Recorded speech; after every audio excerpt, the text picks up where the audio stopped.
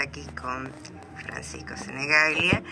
A ver, un momentito que estamos organizando. Ahí se quedó quieto. Bueno, para los que quieran verlo y escucharlo y verlo, vamos a transmitir por mi cuenta de Facebook. Me buscan como Amalia Ayala y bueno, si tienen un poco de suerte lo ven. ¿Cómo estás, Francisco? ¿Cómo te va, Amalia? Qué placer saludarte. Qué gusto que usted fue. La verdad, sí, hace un montonazo que no nos veíamos. Sí, hace mucho, sí. Bueno, vamos a empezar por el principio. Bien. Gracias, Leo. Francisco, para los que no te conocen, contanos quién sos. Yo no quiero contarlo, yo quiero que lo cuentes. Bueno, es una pregunta media difícil, qué sé yo. Alguna vez me han hecho la misma cosa loca, pero digo que nada, que escribo como un cura, predicando, porque de hecho eso es lo que soy, digamos, medio cura. Y bueno, nada, alguien que se piensa en función de la cultura y que le interesa, digamos, revisar y compartir los problemas que me parece que la cultura nos ofrece para pensarnos, ya que tu pregunta era muy identitaria, digamos, ¿no? De quién sos. Sí, claro. Francisco es muy humilde, es muy, él es historiador, con la cual es un lujo hablar, porque es tan rica su experiencia de vida y es tanto lo que él sabe, que es un lujo escucharlo. Vamos a empezar por el principio, vamos a empezar por presentar tu libro. El último federal, López Jordán. ¿Por qué el último federal? Bueno, ¿Por qué López Jordán? No sido ni muy querido, pero me parecía interesante volver a revisarlo. Hay muy pocas biografías. Y más allá, digamos, de la biografía de Jordán, el último federal, porque intenta recuperar, digamos, todo un proceso que a mi entender arranca en 1797, con Artigas, y termina con López Jordán. Por eso el último federal, el último artiguista, es decir, claro, el último hombre que se planta con un proyecto de patria federal, con un concepto muy genuino. Como soy psicoanalista, le meto mucho mano a algunas cuestiones subjetivas, pero es un tipo muy interesante para compartir, para pensar en el momento. A mí no me gusta la historia para recordar hechos o para revisar situaciones, sino me gusta la historia para pensar el presente, para traerlo, para sentarlo a nuestra mesa y discutir los momentos que estamos viviendo. Y en algún momento he hecho eso con Artigas e intento hacer esto ahora con López Jordán, porque me parece que es alguien que tiene mucho para decirnos, no solo a los entrerrianos, sino al país federal, que se está, digamos, discutiendo situaciones muy similares, a mi entender, que pueden ser cosas a revisar, pero estoy casi seguro que estamos viviendo mucho esta cuestión de la patria para afuera, de la patria para adentro, y de los valores y de aquellas cosas que ordenan eso que llamamos el pueblo, ¿no? Sí, totalmente. Ya que trajiste el tema a colación. Volviendo, es decir, vamos a ir saltando así, medio lo loco. Vamos a ir saltando de allá para acá. Volviendo a nuestra época. Vos solo te metiste en el lío. Ahora salí como puedas. ¿Qué pensás? ¿Qué reflexión Mirá, yo no voy a ser muy innovador en lo que te voy a comentar, pero porque en realidad es lo que pienso de toda la vida, digamos, o por lo menos de que tengo uso de conciencia, y obviamente que me permito la licencia, porque todos podemos opinar y cada uno tendrá su posición tomada. Yo creo que hace 500 años que la subjetividad burguesa organiza y ordena los destinos del mundo, y la lógica en la que nosotros nos movemos hace 500 años, la lógica imperial. Con lo cual lo que nosotros estamos viviendo hoy en la Argentina o en América Latina está absolutamente asociado a los intereses foráneos, a los intereses del imperio, intereses del imperio yanqui, y por lo tanto, digamos, jugamos ese juego que termina lamentablemente siempre empobreciendo a nuestro pueblo, a nuestros hermanos, y dejándolos sin alternativa y sin soluciones para vivir lo cotidiano, ¿no? Porque finalmente nadie se lleva nada cuando nos toca. Está asociado, digamos, a gobiernos que miran para afuera, que son foráneos, que, bueno, a mí me duele, pero me gusta decirlo así, son cipayos, digamos, es de algunos pocos y no en el interés general. Y bueno, y nuestro pueblo también tiene, desde su lógica, acompaña muchas veces estos movimientos y que son en contra de su propio interés, ¿no? Sí.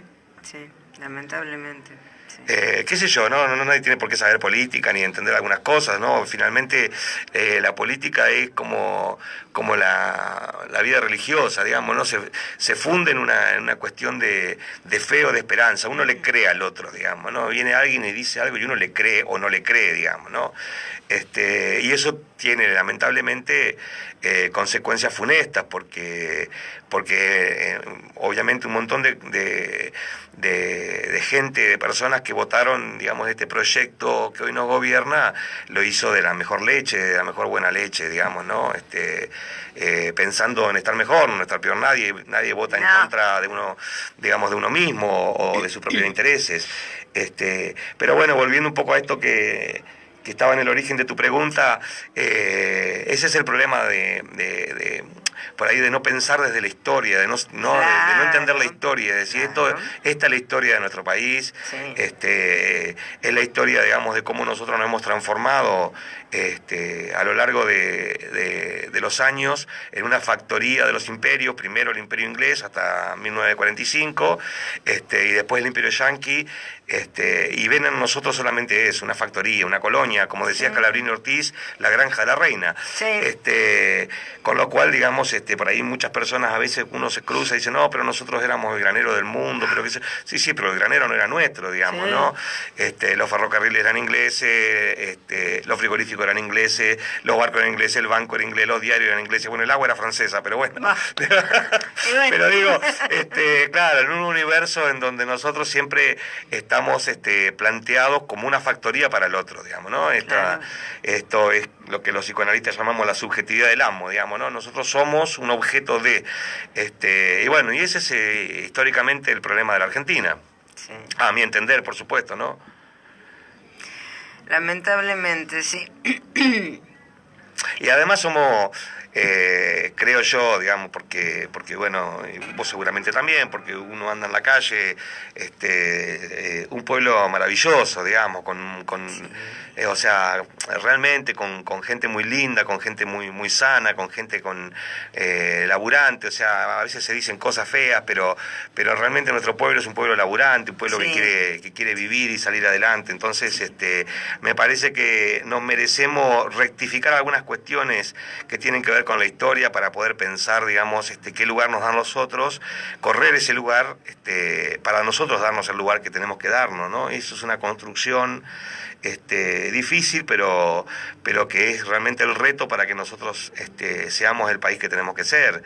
Y obviamente que pensado desde ahí, en algún momento vamos a tener que intervenir la educación, digamos, ¿no? Cómo nos educamos, porque la identidad se enmatriza justamente, digamos, en la escuela, ¿no? Sí. Y está tan denostada la escuela en un punto, y es tan importante poder pensarnos desde ahí, pensarnos con otra historia, pensarnos con nuestra cultura, sobre todo Entre Ríos, que tiene justamente ese sustrato tan profundo de lo igual, ¿no? De la gauchería. Por eso la inmigración ha sido tan fuerte y tan interesante en Entre Ríos. Nosotros hemos aprendido a convivir sin ningún tipo de mezquindad, y me parece que bueno, que nos merecemos otro destino.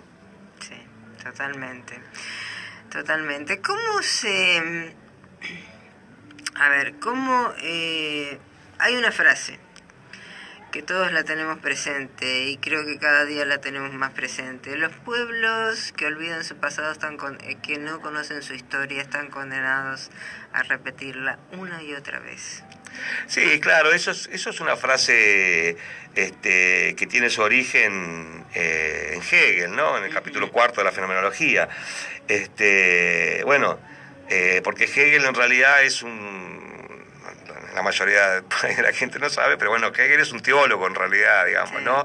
Que está tratando de pensar la historia del mundo y la historia de Dios, y entonces plantea, digamos, estas cuestiones de las repeticiones, y él entonces dice que se repite si no se comprende, si no se entiende, si no se puede ver, uno naturalmente va a la repetición.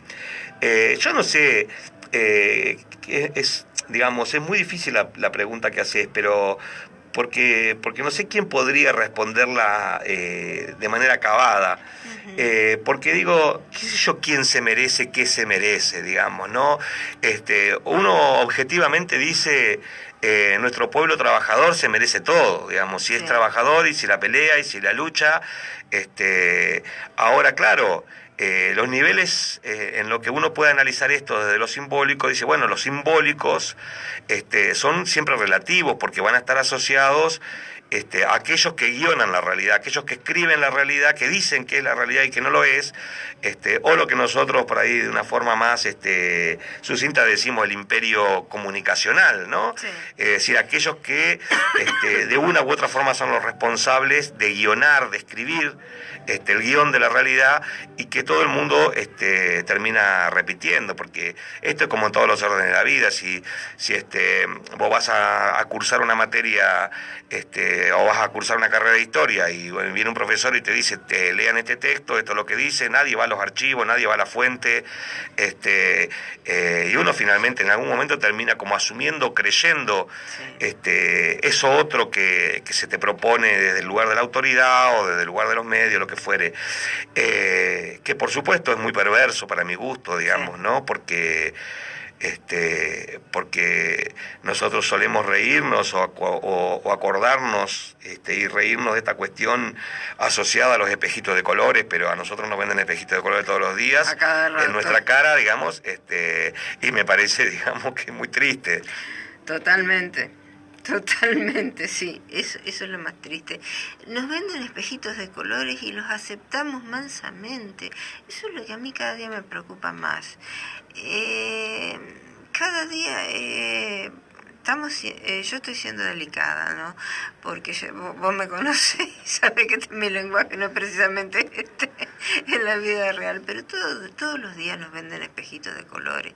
Los seguimos comprando mansamente, los seguimos aceptando mansamente. ¿Hasta cuándo?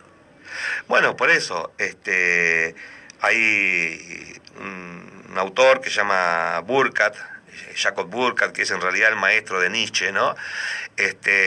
Y él decía esta frase muy, muy fuerte que decía que las revoluciones nacen en el corazón del pueblo, si no, no son revoluciones. Uh-huh. ¿Hasta cuándo? Y hasta que el pueblo tenga conciencia de algunas cuestiones. Y a ver, y las revoluciones no son tampoco movimientos en donde se echa uno, se saca otro. Digo, la verdadera revolución es la de la conciencia, es decir, la de asumir un lugar que tiene que ver con ser un sujeto histórico en determinado momento del tiempo en el que a uno le toca protagonizar y hacerse cargo de eso, digamos, con los errores y los aciertos. No hay revolución que no tenga errores y no tenga aciertos.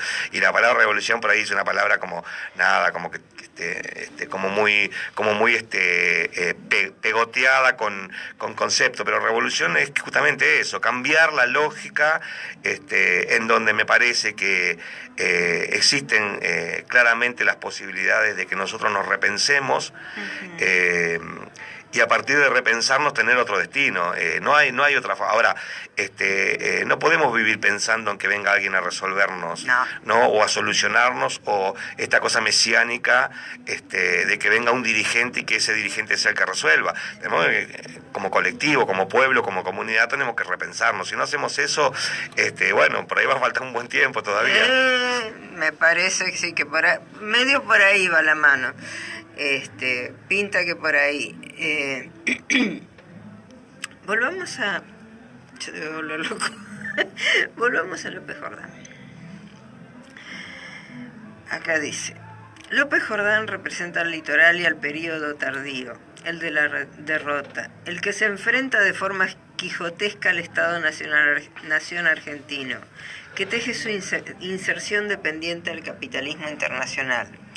Es decir, Jordán representa a los sectores exportadores provinciales que habían establecido una alianza con el interior para enfrentar el poder de la aduana de Buenos Aires, pero fundamentalmente representa la derrota del federalismo argentino. Ahí está. Y eso que tengo voz de hombre hoy. Ese fue Leo arreglándome el micrófono. Lo que pasa es que tengo voz bajita, pero hoy tengo voz de hombre y ni así sale, ¿te das cuenta? Ese párrafo creo que... Sí, ese es un pedacito del prólogo que escribe Hernán Brienza. Hernán Brienza escribe el prólogo del libro. Sin duda, claro, porque López Jordán es, por eso es el último federal, es el último tipo que se le planta a Buenos Aires y le plantea el Estado federal, ¿no? Frente a los intereses de la aduana porteña. O sea, no hay que ser, digamos, ningún analista político para imaginar eso, digamos, que Buenos Aires se ha centrado, digamos, el universo del país allí y el interior no existe. Bueno, y esto era la disputa en su momento, por esto se fue a Caseros primero, a Cepeda, la segunda Cepeda en 1859, después la batalla de Pavón, estaban discutiendo, digamos, la hegemonía del puerto de Buenos Aires. Obviamente Pavón se perdió para el interior, se perdió porque Urquiza nos traicionó, digamos, claramente, ¿no? Porque esa batalla ya la había ganado López Jordán, digamos, ¿no? En las armas. Y bueno, y quedó este orden planteado en primer lugar por Mitre, después por Sarmiento, Avellaneda, Roca, este país con esta lógica de aduana, ¿no? Y el último exponente, que realmente era algo quijotesco, porque era imposible que López Jordán pudiera vencer a Buenos Aires, al poder militar de Buenos Aires, claramente, máxime que López Jordán peleaba con la lógica de la montonera, de la gauchería, o sea, hombres y mujeres con lanza frente a los Remington, frente a las armas del poder de Buenos Aires. Era muy difícil poder resolver. Sin embargo, me parece que ahí está su mayor dignidad, es decir, no importa que no podamos, pero nosotros somos esto y no somos ustedes, digamos, no somos lo que ustedes nos proponen como país, y morimos en la nuestra, digamos, ¿no? Morimos con esta lógica, defendiendo lo que nosotros creemos. Me parece que ese es el valor más genuino de López Jordán, sosteniendo, digamos, tal vez un país utópico para los intereses de Buenos Aires, pero la dignidad de ese país utópico. Sí, probablemente lo más importante. Porque finalmente, digamos, hay algo que creo que le cabe a cualquiera en su vida privada, íntima, lo que fuere, que uno muere como vive, ¿no? Me parece que eso es muy importante. Sí. Más allá, digamos, de la muerte en sí misma, ¿no? Del cierre de una vida en sí misma, es aquello por lo que se ha luchado, por lo que se ha vivido, por lo que se ha soñado, por lo que se ha dejado, digamos, qué sé yo, los trapos, como decimos nosotros, ¿no? Sí, totalmente. Me gusta eso de que uno muere como ha vivido. Y el tema de la muerte es un tema recurrente, que uno siempre medio que le escapa, medio que no sabe qué hacer con eso y cómo resolverlo. Pero bueno. Bueno, pero porque en realidad no es el tema de la muerte, perdóname, Amalia, ¿no? Sí. No es el tema de la muerte, sino el tema del tiempo. Porque en general uno cree que vive en el tiempo, ¿no? Entonces, qué sé yo, vos me llamás y me decís, che, Fran, ¿te venís a la radio? Qué sé yo te digo, sí, bueno, ¿cuándo? Bueno, el sábado a tal hora, ¿no? Hay como una cronicidad en términos, digamos, formales de que mañana, de que ayer, de que pasado, pero en realidad, como decía San Agustín en el libro 11, Las Confesiones, el tiempo no existe, ¿no? Si el pasado no es porque ya fue, el futuro no es porque todavía no es, no pasó. Y el presente es este instante que dejó de ser. Entonces, nosotros consistimos en un instante, en el brevísimo instante en que yo estoy hablando acá con vos, en este momento consisto, después lo demás es un relato. Entonces, la muerte es la conciencia de la finitud, es la conciencia de saber que en algún momento este instante que soy se va a terminar. Cuando, no sé, por eso Freud dice que la muerte no es el problema, sino la amenaza de la muerte, digamos, ¿no? La angustia de la amenaza, digo, en algún momento me va a pasar. Pero bueno, me parece que cuando uno asume de alguna manera la finitud y la temporalidad, ¿no? Bueno, Heidegger insiste mucho en esto de que somos arrojados a la temporalidad, ¿no? Cuando uno asume la temporalidad y dice, bueno, yo soy esto ahora aquí, ¿no? Punto. Después puedo querer un montón de cosas, puedo recordar un montón de cosas de ayer, de mi vida, del pasado, de lo que fuere. Entonces ahí adquiere, me parece, sentido esto de que uno muere como vive, en el sentido de si uno se sostiene, si uno milita sus convicciones, si uno se sostiene en el lugar en el que se piensa, digamos, muere en ese lugar, digamos, porque muere en ese instante en el que deja de ser. Bueno, para mí medio metafísico te salió, pero bueno. No, pero está espectacular, está espectacular. Me dejaste pensando. Pero no tenemos, no nos permitimos muchas veces, algo vos lo decías recién, ¿no? No nos permitimos pensar estas cosas que son realmente las cosas importantes, ¿no? El problema de nuestro tiempo es que vivimos muy rápido, digamos, ¿no? Entonces, como vivimos muy rápido, no nos permitimos algunas cosas. Y bueno, en algún momento hay que desacelerar, me parece. Si no, tarde o temprano te va a pasar algo que te va a obligar a desacelerar. Puede ser, digamos, pero lo verdaderamente profundo, me parece a mí, es que no nos tenga que pasar algo para hacernos pensar, sino esto, digo, ¿no? Es como esos pequeños momentos de la vida en donde, bueno, en donde uno besa a su hijo, donde uno besa a su pareja, donde uno se piensa con su vecino, se piensa en la escuela, las pequeñas cosas, digo, ¿no? Nosotros vivimos en un universo en donde todo está planteado para lo espectacular. Y en realidad lo espectacular a veces te pasa una o dos veces en un año, algo así que uno pueda decir espectacular, digo, ¿no? Después lo real es lo pequeño, es lo cotidiano, es lo de todos los días.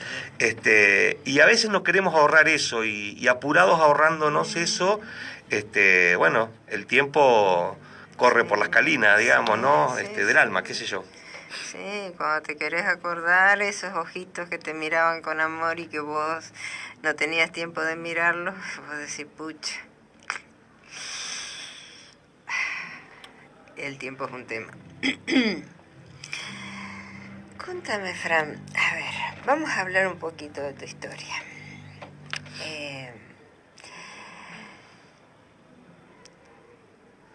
Fran es una persona que estuvo... ¿Cuántos años estuviste estudiando para cura? 10 años. 10 años. ¿Desde qué edad? De los 12 a los 22, casi 23. ¿Llegaste a ordenarte? No. No, en determinado momento dejé y bueno, me fui un año a vivir a una villa, en Villa Turdera, en Loma de Zamora. Sí. Y bueno, después volví y después decidí irme a estudiar. Ajá. En principio psicología, que fue lo primero que estudié. Sí. Y bueno, intentar construir algún escenario desde la cabeza, como decía yo en aquel momento. Por supuesto que uno es inocente cuando va a la universidad, porque, porque bueno, no sabía con qué me iba a encontrar, digamos, ¿no? Qué sé yo. Si bien tenía algún recorrido académico por la filosofía o la teología, realmente fue muy, muy impresionante el encuentro con la vida académica, con la universitaria, por ahí, qué sé yo, porque siempre fui de leer mucho y curiosear, qué sé yo. Así que la verdad que disfruté muchísimo mi carrera. Está bien, tenía que laburar, me pagué la carrera trabajando en albañil, tenía que laburar para vivir, pero siempre encontrando esos momentos maravillosos para leer, para estudiar. La verdad que fui muy, muy, muy feliz en esos años de estudio. ¿Por qué te fuiste a vivir a una villa? Porque yo tenía, digamos, a partir de los 16 años tenía una visión teológica, si querés, vinculada a la Iglesia del Tercer Mundo, a la Teología de la Liberación, y me parecía... Y me fui, de hecho, a vivir en una villa con con curas del tercer mundo, digamos, ¿no? O sea, no es que me fui solo, Sí. intentando, bueno, tener esa experiencia, compartir esa experiencia, Ajá. que fue realmente muy, muy, muy linda, muy fuerte, y me permitió de alguna manera ordenar algunas cuestiones, obviamente, en aquel momento yo estudiaba teología, de hecho estudio teología hasta el día de hoy, digamos, ¿no? Escribo y publico cosas también vinculadas a la teología. Y fue realmente una experiencia, porque más allá de la cuestión espiritual o religiosa, siempre creí y creo hasta el día de hoy, digamos, que la propuesta, digamos, de Jesús es una propuesta revolucionaria, definitivamente, Sí, digamos, sí. no más allá de la cuestión de la fe y la espiritualidad, o un proyecto, digamos, realmente como muy, muy fuerte, muy, muy, muy valioso para pensarnos como comunidad. Así que por ahí lo que te pasa cuando estás encerrado en el convento es que mucha teoría, pero no, la realidad pasa por afuera, así que como que necesitaba un baño de realidad, claro, en ese sentido, qué sé yo, era muy joven, pero bueno, pero sí, fue una experiencia muy rica. Bueno, de hecho, eso decidió o hizo que yo decidiera estudiar psicología, para tratar de pensar un poco cómo pensar, valga la redundancia, la cabeza, lo psíquico, lo subjetivo, cómo funcionamos, y bueno, y nunca dejé de tener, hasta la fecha nunca dejé de tener prácticas vinculadas siempre al barrio, a lo social. Mis 25 años en La Plata estuvieron siempre sujetos a laburar en barrios, más allá del consultorio, de lo que hacía para ganarme la vida, siempre estuve vinculado, digamos, al campo, digamos, de lo comunitario, siempre me pareció un campo riquísimo, y obviamente ha sido de las experiencias más hermosas y ha sido la gente que más me ha enseñado. Sí. Sí, es la gente que más te enseña, es la gente más generosa, la más solidaria, es como debería ser en realidad. Claro, el punto está en que el mundo no es como debe ser, es como sí, puede, es digamos, como ¿no? puede, es como y uno es. empuja, digamos, Sí. empuja para tratar de que sea de otra forma, y me parece de las cosas más nobles que nos puede pasar, más allá de la cuestión ideológica o de las cuestiones partidarias o de las posiciones. Para mí la gente no es ni de derecha ni de izquierda, para mí la gente están los que luchan y los que no luchan, digamos, ¿no? No importa después de qué lugar se lucha, pero me parece que eso es lo más noble, es decir, el que quiere que las cosas sean diferentes y pelea o pone, hay un par de artículos que he escrito en varias oportunidades. Me gusta usar el término revoluciones mínimas, ¿no? Yo digo, las revoluciones mínimas tienen que ver con, bueno, alguien tal vez pueda hacer una gran cosa y está genial, digamos, ¿no? Pero todos podemos seguro hacer una pequeña cosa por el otro, por la comunidad, por nuestro espacio.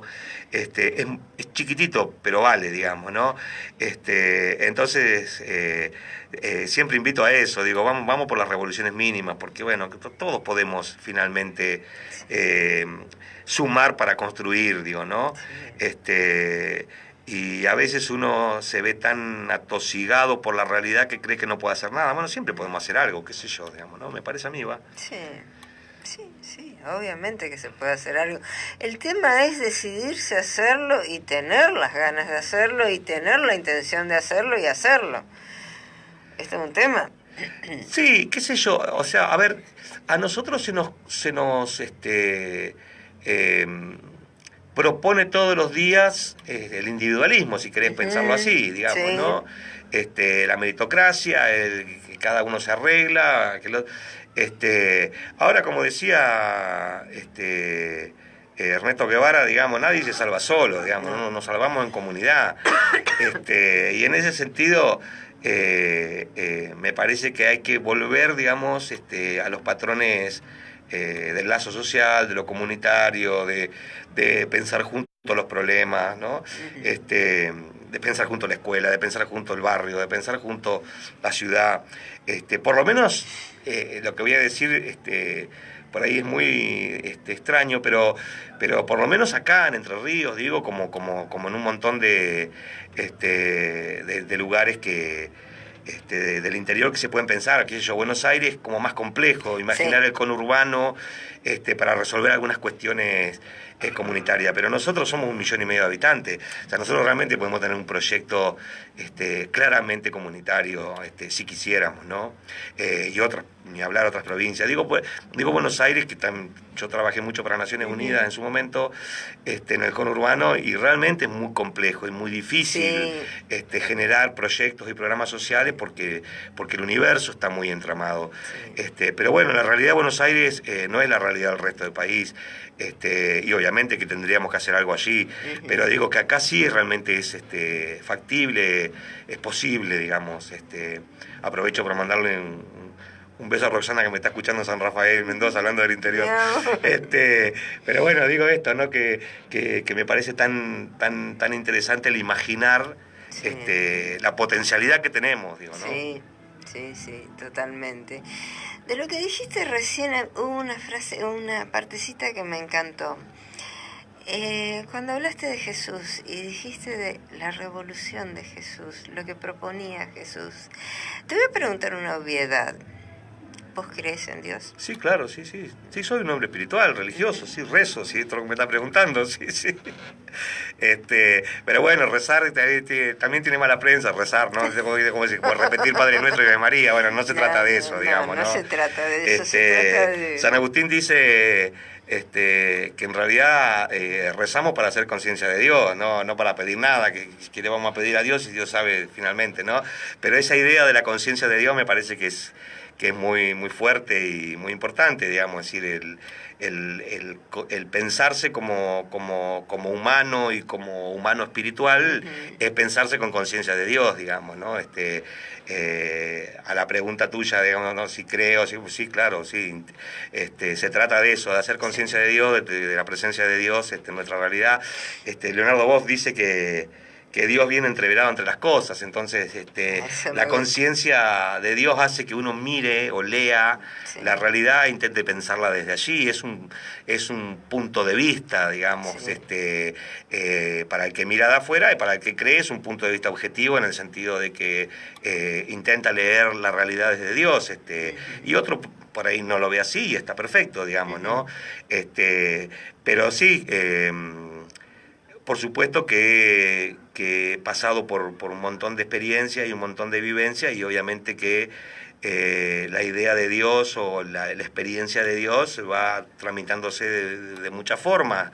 Es decir, hoy tengo una lectura de algunas cuestiones que no tenía a mis 20. Pero bueno, también lo rico, lo interesante de eso es que más allá, digamos, de los barquinazos de la vida, bueno, Dios está ahí dando vueltas siempre. Sí. O para mí, por lo menos, ¿no? Sí. ¿Y la iglesia como institución?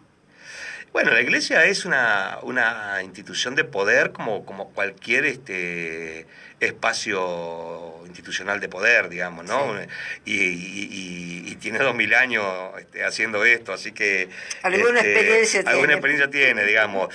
Obviamente yo soy muy crítico respecto a un montón de cuestiones vinculadas a la iglesia, y una vez, una vez no, digo, en su momento hice un documental sobre la experiencia de los psicoanalistas en la época de la dictadura, ¿no? Entonces, bueno, muchos se enojaron porque fui muy crítico con ese documental, se llama Rompeñebla, lo hice con 2 amigos más. Entonces cuando me apuraban, decía, bueno, pero yo no soy carnicero, yo soy psicoanalista, o sea que tengo todo el derecho del mundo de hacer una autocrítica. Obvio. Y con la misma lógica te digo esto, digo, no, yo formo parte de la iglesia también, digamos, soy muy crítico, porque sí, soy muy crítico, y soy crítico desde adentro, no soy crítico desde afuera, digo, ¿no? Y obviamente que como todo universo de poder, tiene segmentos, tiene puntos de vista, tiene, digamos, si uno recortara rápidamente nuestra pequeña ciudad, digamos, bueno, obviamente que tenés un montón de experiencias distintas en distintos barrios, en distintos lugares, y toda es la misma iglesia. Qué sé yo, me parece interesante. Yo siempre me referencié mucho con Pablo VI, digamos, los otros papas muchos no me gustaron. Y Francisco me parece un tipo interesante, me parece un tipo que tiene por lo menos una mirada muy rica y muy amplia respecto de cómo pensar los problemas vinculados a la experiencia cristiana, qué sé yo, me parece, por lo menos estoy felizmente sorprendido, digamos, de un montón de planteos. Además es un papa que de alguna manera, digamos, se planta desde lo político, lo cual me parece perfecto. Digo, cuando digo de lo político, digo, ¿qué opina, digamos, sobre cómo deben ser algunas cuestiones? Se puede equivocar, por supuesto, desde ya, pero que no se la ahorra, no huye, digamos, ¿no? Sino que dice, esto no está bien, esto está mal. Pues como cualquiera, por supuesto, puede equivocarse o no, pero digo, me parece que está bueno eso. Y además un tipo que no juzga, digamos, ¿no? No es un tipo que está desde el lugar, no de la moral, sino de lo moralinoso, que es algo que, qué sé yo, como alguien que esté diciendo qué es lo que está bien, lo que está mal. Me parece que eso no es correcto. Eso no es la actitud de Jesús, claramente, digamos, ¿no? Jesús jamás juzgó a nadie, digamos, ¿no? Entonces me parece que hay ahí una recuperación interesante del lugar del hombre, que de alguna manera representa ciertos valores. Obviamente los anteriores también, pero quiero decir, me parece que lo hace desde un lugar muy genuino, muy generoso, y por lo pronto, digamos, muy respetable. Porque además esto me parece interesante para pensarlo desde el lugar en donde los que tienen de alguna manera la posibilidad de escuchar algo por fuera, digamos, del mismo escenario, digamos, de la iglesia, digo, ¿no? Porque esto de andar predicándolo entre nosotros no tiene mucho sentido, digamos. Decime una cosa, Juan Pablo I, ¿qué te pareció en lo poquito que estuvo? Albino Luciani. Sí, qué sé yo, digamos, si me lo preguntara, digamos, en privado y no así con un micrófono, qué sé yo, te diría un par de otras cosas. No, a ver, a mí me parece que como toda contienda política, hay fuerzas e intereses dentro de la iglesia. Que van ordenando de alguna manera el universo político de la iglesia, digamos, ¿no? De hecho, cuando se elige Papa Angelo Roncalli, que es Juan XXIII, en realidad, en el fondo había algo, bueno, está viejito, está mayor, pongámoslo 2 o 3 años mientras nos terminamos de ordenar. Claro.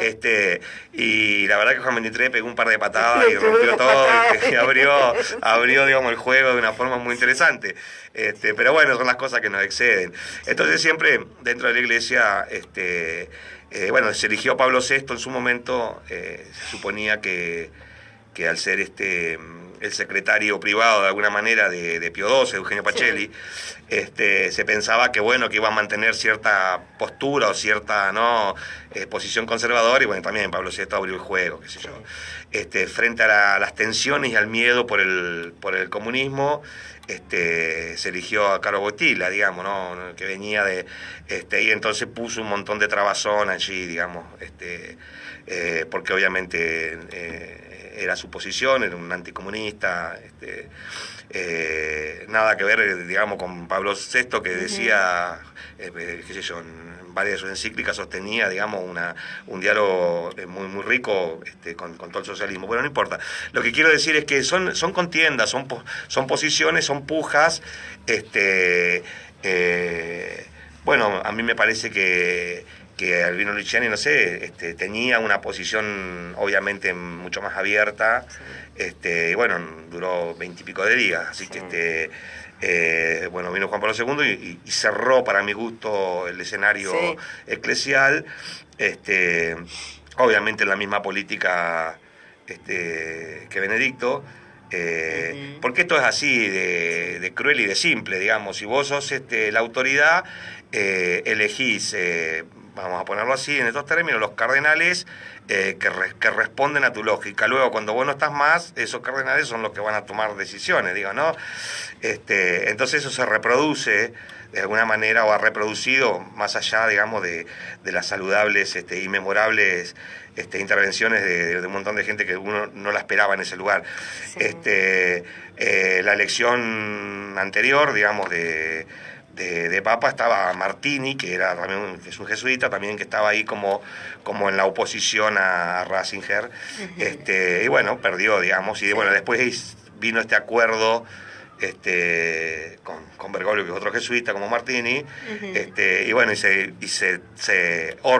reordenó de alguna manera el escenario de poder de la Iglesia, digamos, porque no hay que tenerle miedo, son escenarios de poder como todos los otros, y más allá, digamos, de que lo verdaderamente profundo y espiritual circula por otro lugar, ¿no? Sí, totalmente, sí.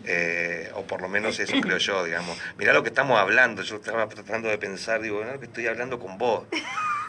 Haciendo, digamos, relaciones internacionales con la Iglesia. Bueno, y eso que no nos estamos tomando ningún vino, Amalia.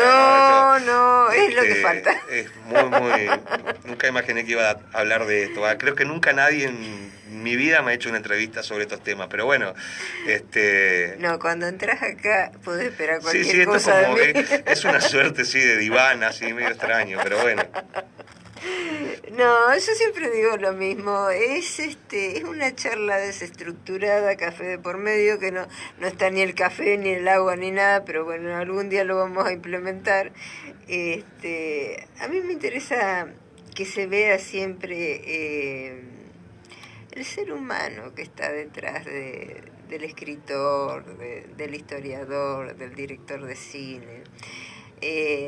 Me parece que es mucho... Este libro viene de una persona que tiene sus sueños, sus ideas, su forma de ser, que ama, que vive, que existe, que es. Entonces a mí me interesa indagar en eso. Me gusta que se vea eso, porque eso te lleva acá. Es decir, vos entendés mejor lo que vos lees, pienso yo.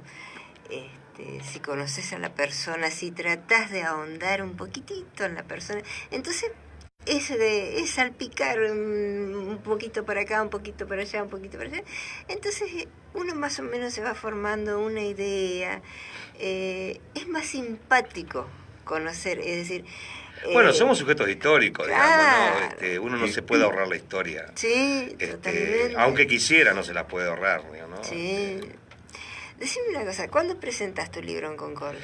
Mirá, yo tenía pensado primero segunda semana de noviembre, ya te voy a decir formalmente, porque ahora el 24 de octubre lo presentamos en Paraná.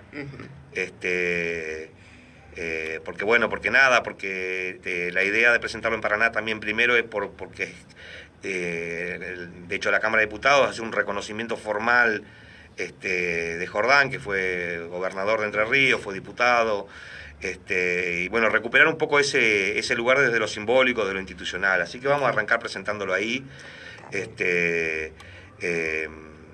Y bueno, y supongo yo que en 2 semanas después, 3, formalmente haremos la presentación acá. Obviamente voy a avisar y obviamente... vas a pasar de vuelta. Circular, bueno, con mucho gusto, la verdad que con mucho gusto, sí. Pero sí, en principio, bueno, después hay una presentación formal en Buenos Aires también, y después supongo que ahí he estado hablando con un montón de compañeros, supongo que circulará... en algunas ciudades iré, ahí me han invitado de Villaguay, de Victoria, qué sé yo. Bueno, es lo que hago siempre, digamos, ¿no? Sí. Salimos ahí a compartir con, sí.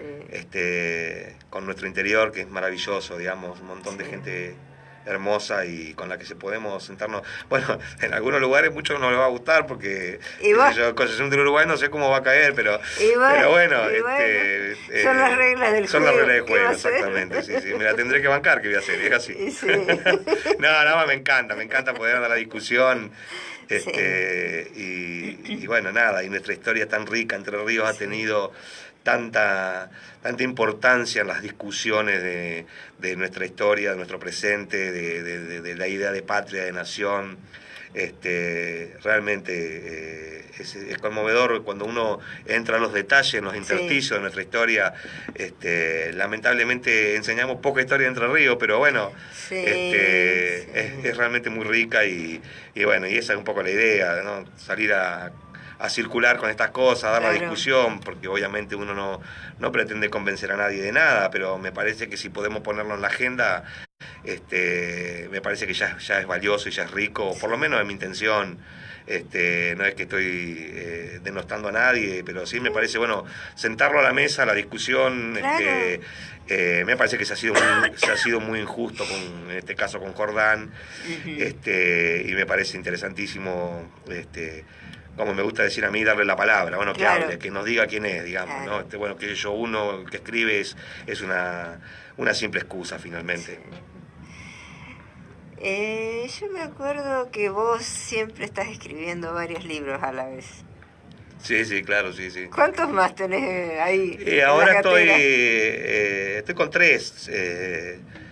Terminé una novela que se llama El Loco Asunta, que es una novela que está pensada, digamos, digamos, en la lógica del tiempo, en 1913, qué sé yo. Después, bueno, estoy haciendo un trabajito sobre pedagogía que se llama Contraconducta, que está pensado para la cuestión de la identidad en la escuela. Y bueno, yo estoy con otra novela que se llama La Muerte del Cura, pero bueno, eso es otra, ahí está, y terminando de corregir. Pero sí, es verdad, así que uno siempre tiene 3, 4 cosas. Hay trabajos que son más académicos, y requieren otra concentración, y en general la narrativa, a veces cuando alguien te pregunta en relación a escribir, y yo siempre digo lo mismo, es como cuando éramos chicos, digamos, éramos gurises y jugábamos y fantaseábamos, que con los soldaditos, que con los autitos.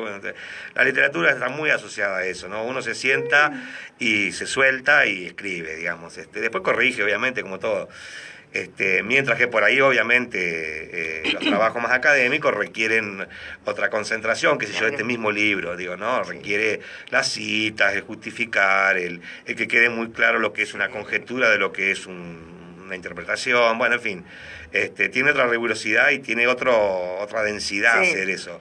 Pero después, en general, la literatura o hacer, qué sé yo, estoy haciendo un guión de una película, de un homicidio en Concordia en el año 50, digamos, llamado Dolor de Ayer.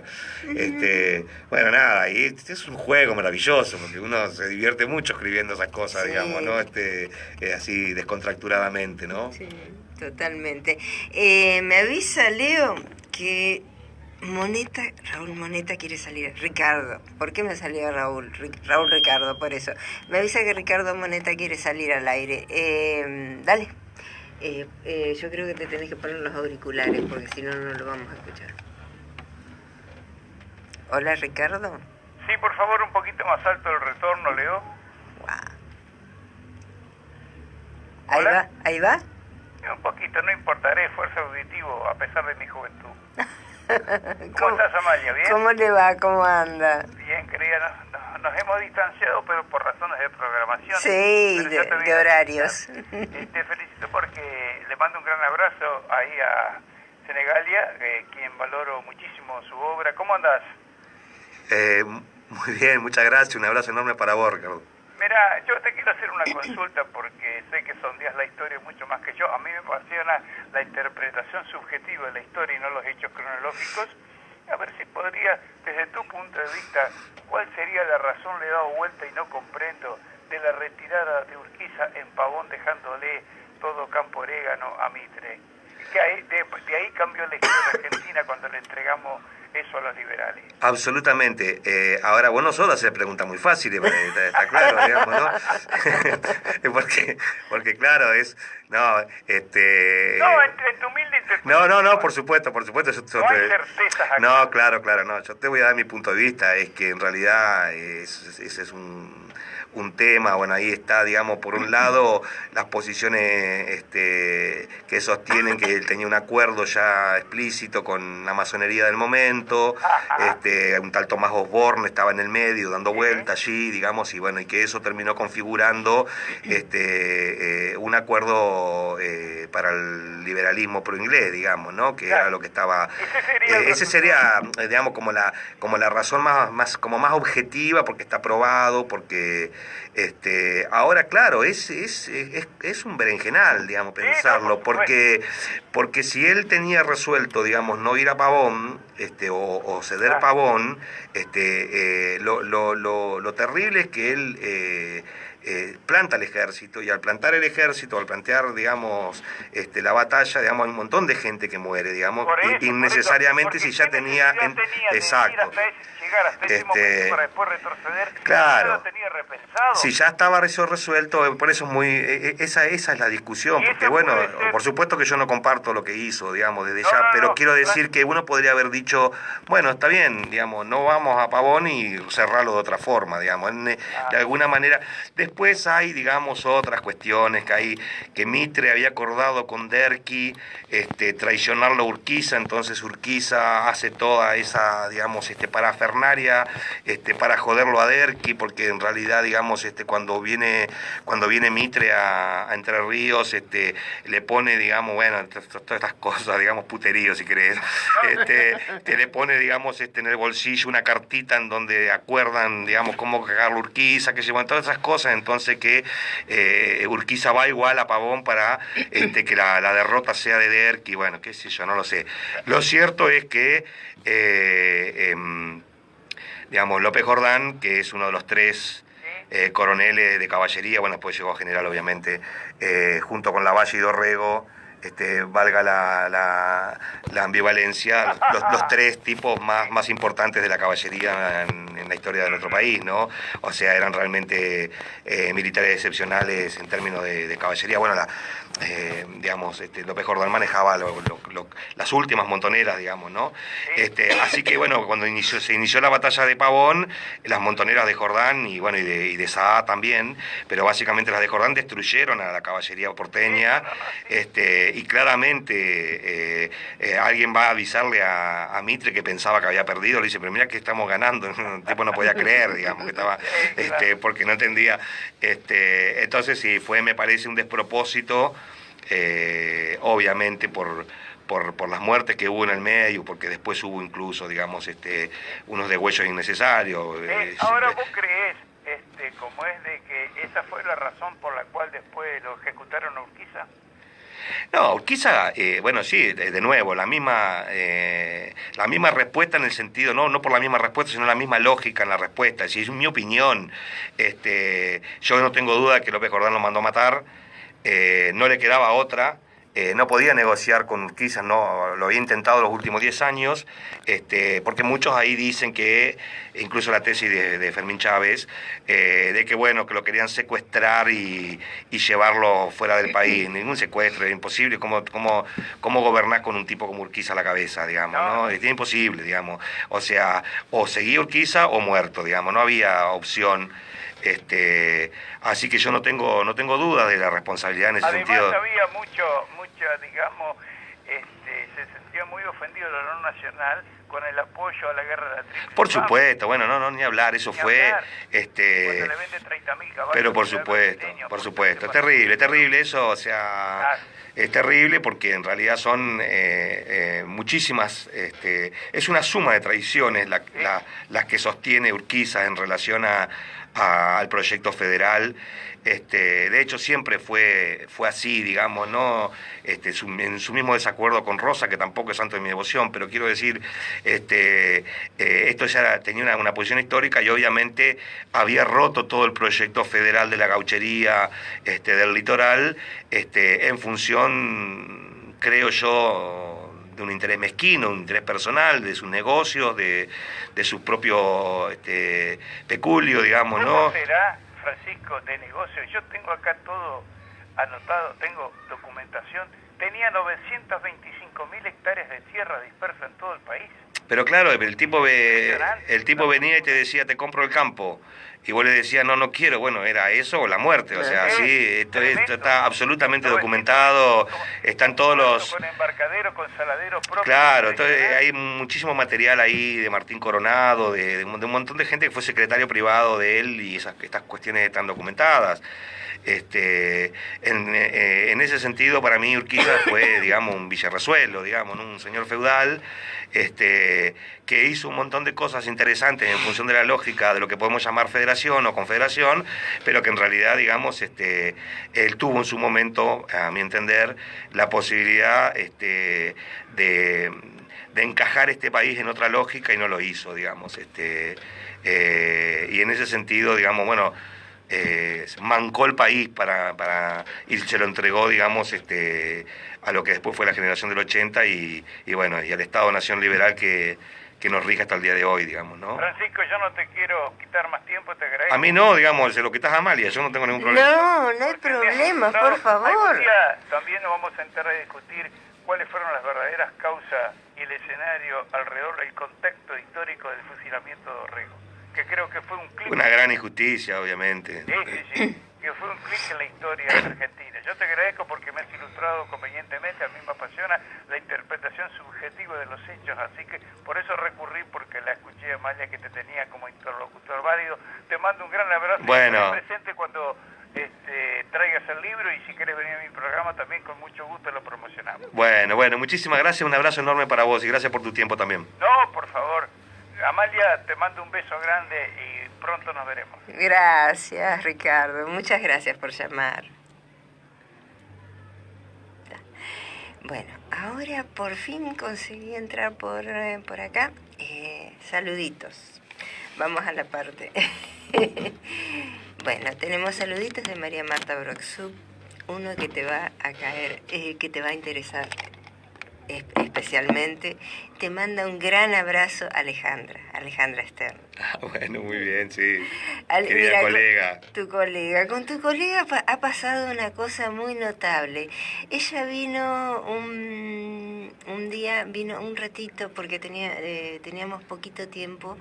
Yo le tiré un tema un poco bravo. Hablamos de padres, hijos y relaciones entre padres, hijos y demás. Y vos viste que Alejandra es una persona muy especial. Es un profesional excepcional, sin duda. Es palabras mayores, yo siempre digo palabras mayores. Hasta el día de hoy, hace más de un año de esa entrevista, tengo pendiente traerla un día con más tiempo, porque ya en este momento está bastante ocupada, pero hasta el día de hoy se escucha esa grabación. Vos podés creer, ha pasado un año y yo cada tanto miro el conteo de los recortes. Hasta el día de hoy se sigue escuchando. Tiene una hinchada, Alejandra. Qué bueno, sin duda. Bien merecido desde ya, claro. Después tenemos saludos al maestro Senegaglia. Un placer siempre escucharlo. Un gran abrazo. Sergio Luis Broski. Mi querido Sergio. Un abrazo, Sergio, querido, sí. Y bueno, y María Marta nos pregunta, dice, ¿qué pensás del movimiento de mujeres en Latinoamérica como colectivo surgido del mismo pueblo? ¿Es algo que promueve el Estado de Derecho? Bueno, yo no puedo evitar ser hegeliano, digamos, ¿no? A favor o en contra, no sé, pero lo soy, digamos, de alguna manera. No, creo en la conciencia, digamos, en la resignificación de la conciencia, ¿no? Entonces, obviamente, esto es como decir que dentro de 100 años alguien nos va a pensar como espacio-tiempo físico, relato histórico, va a decir, pero ¿cómo estos hijos de puta no le pagaban a los jubilados? Porque va a parecer, digamos, ¿no? Como hace 200 años la esclavitud podía ser algo, entre comillas, como normal, y hoy nos parece una aberración. Una aberración. Creo, digamos, hay cosas como muy finitas, pero las digo así. Piaget en 1936 escribe El nacimiento de la inteligencia, y es una locura lo que voy a decir, pero prueba ¿no? Que las mujeres son iguales que los hombres. O sea, estamos discutiendo, no intelectualmente hablando, ¿no? Entonces estamos discutiendo algo que hasta hace unos años atrás se discutía, se pensaba. Entonces, claramente me parece que hay, digamos, una brecha muy rica, muy fuerte, muy importante, en donde las mujeres pujan, pelean y se ganan lugares y bendito sea Dios, me parece maravilloso, digamos. Me parece que nos han enseñado muchísimo estos últimos años, han metido en la discusión los grandes temas, y se la han bancado increíblemente bien. Así que es para celebrar. Sin duda, en América Latina, además, no, bueno, a mí me gusta mucho pensar la cuestión de nuestro interior, de nuestro litoral, ¿no? Donde alguna vez me han preguntado, qué sé yo, por la Delfina, no, porque era la mujer de Ramírez y qué sé yo le digo, la mujer entrerriana es así, digamos, ¿no? La mujer de la gauchería es así. Y bueno, tenemos que seguir sosteniendo esa mujer, digamos, con sus valores, con su coraje, con su lucha. Bueno, esa es la mujer entrerriana, digamos, ¿no? Y en ese sentido yo creo que hay un mérito increíble, sí, sin duda. Sí. Y de las hijas, como se dice ahora, ¿no? Sí, que también es maravilloso en un punto, ¿no? Porque no importa la posición que se sostenga, sino digo que, bueno, esto de animarse, diríamos sociológicamente, a volverse sujeto político, ¿no? A volverse sujeto de la discusión. Sí, totalmente. Y me estaba acordando, cuando vos hablabas, pensar que hubo un concilio, si no me equivoco, dedicado a discutir si la mujer tenía alma.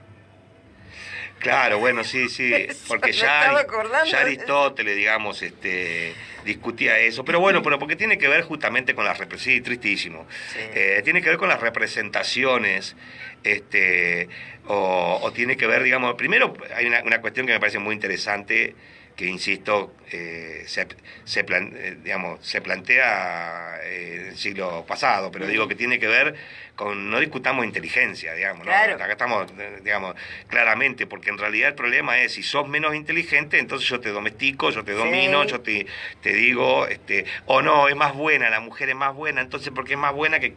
No, somos iguales, a ver, vamos, arranquemos del piso, somos iguales, y somos iguales en términos intelectuales.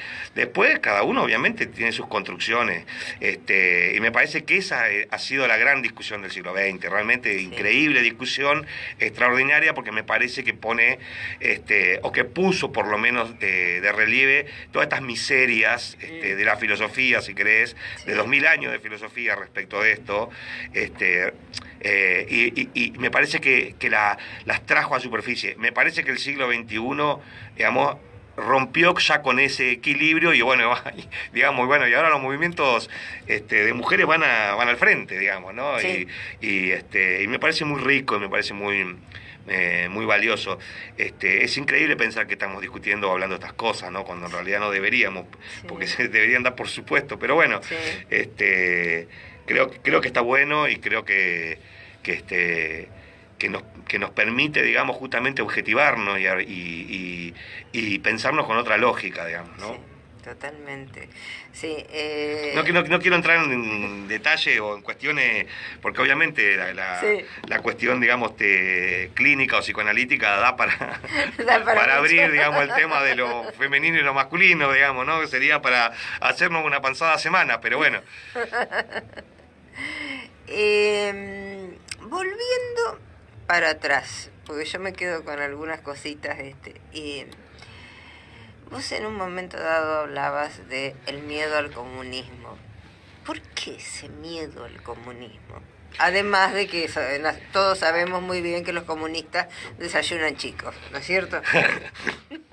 Bueno, qué sé yo, a ver, es como todo, digamos, ¿no? Es una discusión muy larga para poder ordenarla. Primero y antes que nada, porque bueno, uno podría preguntarse, bueno, ¿qué es el comunismo? Digamos, como si uno pudiera meter en una bolsa rápidamente 4 o 5... Es muy complejo. Es una cuestión muy puntual, es la construcción, el análisis social, o social político que hace Carlos Marx, ¿no? Que nace en 1818, muere en 1883. En ese periodo él analiza la situación social de Alemania, la situación social de Francia, la situación social de Inglaterra, y produce, construye, bueno, finalmente con Engels, construye una teoría, que puede pensarse, digamos, como la base o como el fundamento de lo que después se va a denominar comunismo. Bueno, nada, sí. Después hay 100.000 versiones que nacen de allí, digamos, ¿no? Si bien él participa de alguna manera en lo que se conoce como la Primera Internacional, después a partir de allí hay un montón de versiones, por ahí las más clásicas, la de Lenin, Trotsky, Stalin, qué sé yo, que pueden, digamos, intentar de alguna manera ser aplicadas. Entonces, ¿qué es el comunismo? Es una cosa muy rara, digamos, poder dar una definición, 2 puntos de tal cosa. Es decir, hay tantas posiciones respecto de eso, como prácticas materiales ha habido, digamos, ¿no? Cuando digo prácticas materiales, digo porque Rusia asumió, digamos, China asumió de alguna manera una forma que denominó comunismo, digamos, con sus aciertos y desaciertos, etcétera, etcétera, sí. Digamos, ¿no? A ver, a mí me parece que hay una cuestión que sí está muy, muy, muy buena, que es analizar, digamos, el tema de la distribución de la riqueza. A mí me parece que eso es lo esencial. Sí. Porque hoy estábamos muy metafísicos, hablando de la vida, la muerte, el tiempo y qué sé yo. Lo cierto es que venimos sin nada y nos vamos sin nada. Sí. Luego, digamos, en ese periodo intermedio que podemos denominar ciclo vital o lo que fuere, asumimos compromisos, responsabilidades que podríamos hoy, en el siglo XXI, decir civiles, y eso significa, bueno, que uno tiene una vida y contiene una vida en términos, digamos, del derecho, digamos, ¿no? El derecho privado, derecho público, etcétera, etcétera. Pero la discusión me parece que está buena en relación a la distribución de la riqueza, es decir, claro. Porque siempre se discute, y eso me parece que ha sido una gran, digamos, un gran valor en nuestro país del artiguismo, claramente. Pero en general, digamos, en la modernidad ha sido, en realidad desde Pascal en adelante, en la modernidad la cuestión de la discusión sobre la igualdad, sí. ¿No? Es decir, porque el planteo es, si somos libres, como esencia, ¿no? La esencia de la libertad, bueno, pero es relativo, porque si nacemos desiguales no somos igualmente libres, digamos, ¿no? Sí. Si vos nacés en el centro y el otro nace en el barrio de Llamarada, y bueno, sí, en los papeles ontológicamente somos igualmente libres, pero ontológicamente, porque en la realidad, sí. Digamos, el que tiene menos es menos libre, etcétera, etcétera. Sí. Entonces me parece que la discusión, más allá, digamos, estoy hablando en términos así como si querés, muy filosófico, pero digo, la discusión me parece que es sobre la igualdad por encima de la libertad para mí. Me parece que eso ha sido un valor del socialismo, meterlo en el barro a esa discusión. Después hay un montón de otras cuestiones que no voy a entrar en detalle, podríamos discutir horas, digamos, y en términos, digamos, muy, muy, muy puntuales, volviendo un poco al principio de esta charla, están las posiciones, digamos, capitalistas, que tienen que ver justamente con digamos, el capitalismo es una experiencia subjetiva que por definición, porque a veces la gente dice, ¿dónde está el capitalismo? ¿No? Como si, no, si está, quédense tranquilos, sí, que está y lo vivimos todos los días. Digo, el capitalismo es una experiencia subjetiva que desiguala por definición, desiguala para ser. Sí. Y eso no quiere decir que entonces la vereda de enfrente sería el socialismo, que no estoy haciendo ninguna definición ideológica. Lo que quiero decir que por definición el capitalismo desiguala. Y al desigualar genera injusticia, pobreza, y crimen, porque sí. La gente se muere objetivamente, sí. A partir de medidas económicas. Entonces, bueno, nada, qué sé yo, me parece que uno puede dar una discusión filosófica en relación al concepto de igualdad y libertad, y puede haber una discusión más ideológico-política, o yo no tengo ningún problema, me encanta darla, digamos, si yo sostengo una posición antiimperial, y hay una frase de Ignacio Ellacuría, que es un cura mártir de El Salvador, lo matan los milicos en El Salvador, y Ignacio Ellacuría decía: nadie tiene derecho a lo superfluo cuando a la mayoría le falta lo necesario. Es toda una frase. No, digo, para pensar en esto, cómo nos pensamos, ¿no? En comunidad, cómo nos pensamos. No puedo vivir opíparamente cuando el resto, digamos, la está pasando para la mierda. Me parece que es una cuestión de conciencia.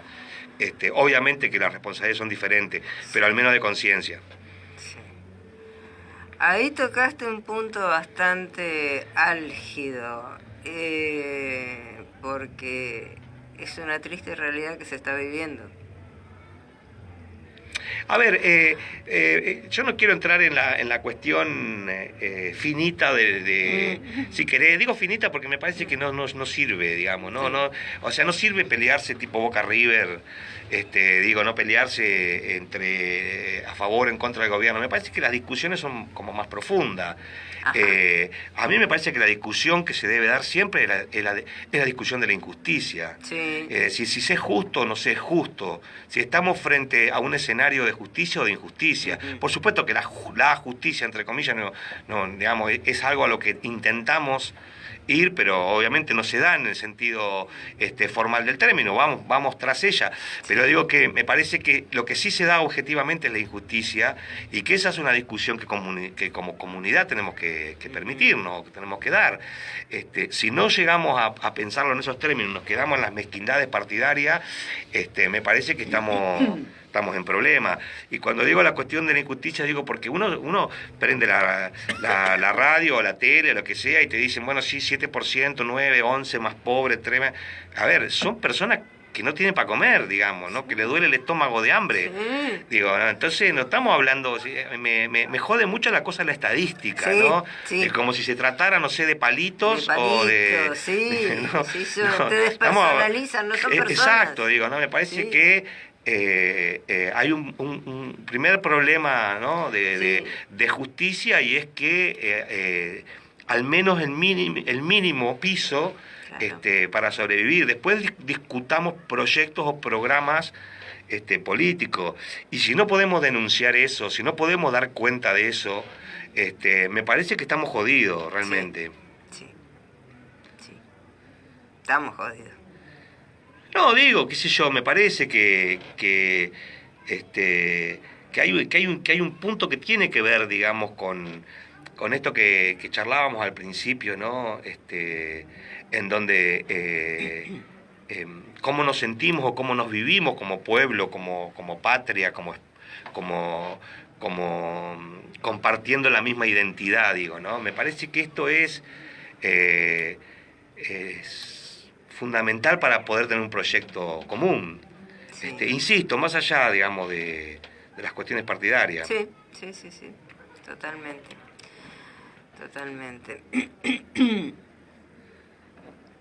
A ver cómo andamos por acá. Ahí andamos.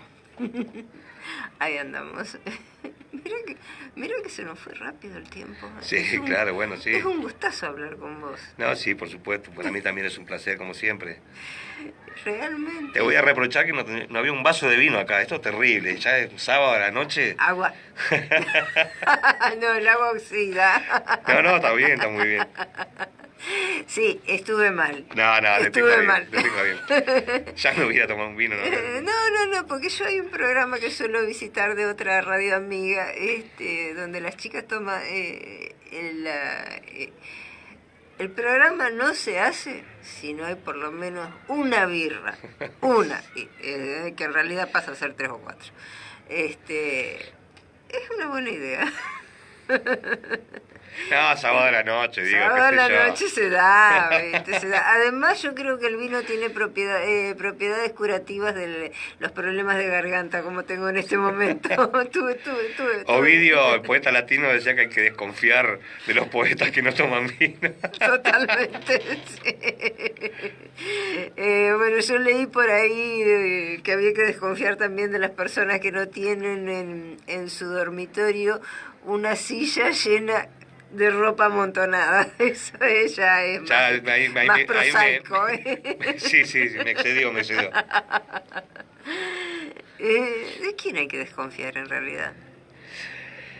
No, el confiar y el desconfiar son como... Es como el amor y el odio, digamos, ¿no? Primero yo, porque uno no odia a quien no ama. Digamos, si tu vecino te tira la basura en la puerta de tu casa, vos te podés enojar, pero no lo odias, digamos, te puede dar bronca. Sí, depende de cómo te hagas. No, pero quiero decir que el odio Sí. está asociado al amor. Dice, uno odia en algún momento a quien ama. Sí, Digo, ¿no? O ama a sí. quien no, digo, no, esta cuestión, lo ambivalente se da. La confianza pasa lo mismo, es decir, uno desconfía de quien ha confiado, ¿no? Uno no desconfía de alguien que no conoce, o uno cuando ha confiado y ha vivido alguna experiencia y no la ha sido saludablemente resuelta, entonces desconfía de quien ha confiado, no se desconfía de quien no. Está bien, uno puede decir, ando por la calle, ando desconfiado porque me puede... Bueno, sí, pero eso no es lo que estamos hablando. Cuando hablamos de confianza, que tiene que ver con la construcción, en todo caso, de códigos, ¿no? Sí, Con el otro, sí. ¿no? De alguna manera, si uno desconfía es porque antes confió y bueno, y se ha sentido de alguna manera traicionado o de alguna manera no conforme con lo que esperaba del otro, digamos. Entonces de ese se desconfía. Uno no desconfía de quien no conoce, digamos, ¿no? Por eso digo, nada, me enredé con esto de la ambivalencia, pero creo que es así. No, quedó bien, quedó muy claro. Quedó muy, muy claro. Bueno, lo que también está quedando claro es que se nos terminó el tiempo. Está muy bien, ha sido un placer. Es una la verdad. macana.